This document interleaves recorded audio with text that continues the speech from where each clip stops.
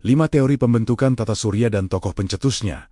Entah kenapa, di negara ini, malam hari itu selalu identik dengan kegalauan. Sendirian, ngeliatin bintang, bengong, keingat masa lalu. Yah, tidak bisa dipungkiri, kesunyian malam memang membuat banyak orang sering berkhayal. Tapi, pernahkah kamu berpikir, kok bisa sih bintang dan planet-planet yang kita lihat itu ada di sana? Lebih jauh lagi, pernah nggak kamu mikir, bagaimana ya cara bumi ini terbentuk? Gimana bisa ada planet-planet yang melayang di angkasa, tapi nggak saling bertabrakan? Seperti apa sih awal mulanya? Ternyata, setelah ditelisik, sampai saat ini ada 5 teori yang menjelaskan tentang awal mula pembentukan tata surya.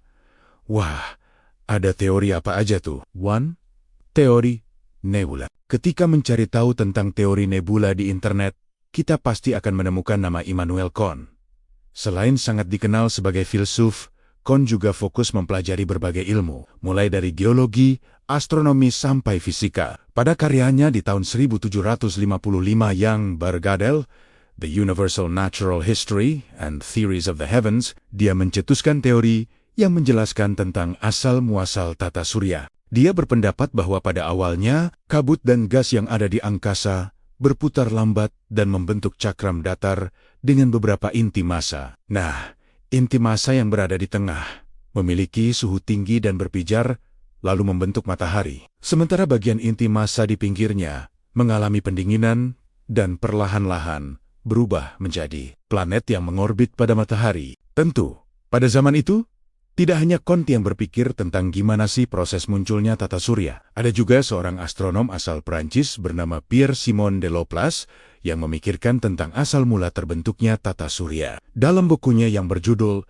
Exposition of a World System 1796, Laplace memberikan pernyataannya soal proses terbentuknya tata surya. Berbeda dengan Kant yang berpikir kalau tata surya berasal dari kabut yang berputar lambat, Laplace berpendapat bahwa tata surya kita berasal dari kabut gas yang berputar cepat dan mempunyai suhu sangat tinggi. Kecepatan putaran kabut gas ini akhirnya melemparkan berbagai materi bola gas ke sekelilingnya. Lama-kelamaan, bola-bola padat ini berubah menjadi planet-planet dan sumber utama bola panas itu menjadi pusat peredaran planet yang kita kenal dengan matahari. Sehingga dapat disimpulkan bahwa teori nebula merupakan teori yang menyatakan bahwa tata surya terbentuk dari kabut pekat dan besar yang berputar, berpilin, dan terpadatkan menjadi matahari beserta planet-planet dan penyusun tata surya lainnya. Kedua, teori planetesimal. Hayo, kalau dari namanya, kira-kira kayak apa tuh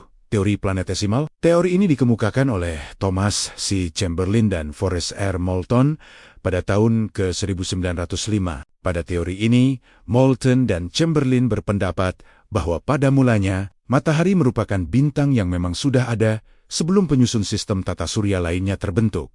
Tapi, pada saat itu, belum diputuskan kalau namanya adalah matahari. Lalu, pada suatu waktu, ada sebuah bintang lain berukuran sebesar matahari yang lewat dan mengorbit dekat sekali dengan matahari. Nah, berhubung si bintang gede ini punya gravitasi, akibatnya ada material matahari yang tertarik keluar. Material yang tidak terseret jauh berhasil kembali masuk dan bergabung dengan matahari. Tetapi, material yang terseret jauh akhirnya hanya mengambang di angkasa. Kemudian, material-material yang mengambang ini lama-kelamaan mengumpul, menyatu, dan mengeras sehingga menjadi berbagai planet dan penyusun sistem tata surya lainnya. Sri, teori pasang surut.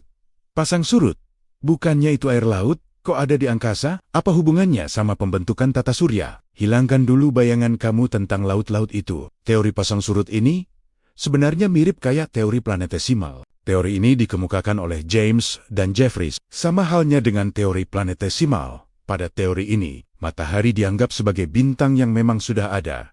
Hanya saja, masih belum diputuskan kalau namanya adalah matahari. Lalu, lewatlah satu bintang besar yang mengorbit dekat dengan matahari. Nah, kalau dalam teori planetesimal, gravitasi bintang besar ini membuat material-material matahari tertarik. Sedangkan, dalam teori pasang surut, gravitasi bintang besar yang lewat ini menarik gelombang pasang gas-gas panas matahari. Gelombang gas-gas matahari yang tertarik ini kemudian membentuk filamen yang pada akhirnya menjadi cikal bakal planet dan penyusun sistem tata surya lainnya. 4. Teori bintang kembar. Teori ini mungkin cukup unik dan berbeda dari sebelumnya. Teori ini dikemukakan oleh Raymond Arthur Littleton, seorang ilmuwan berkebangsaan Inggris pada tahun ke-1956.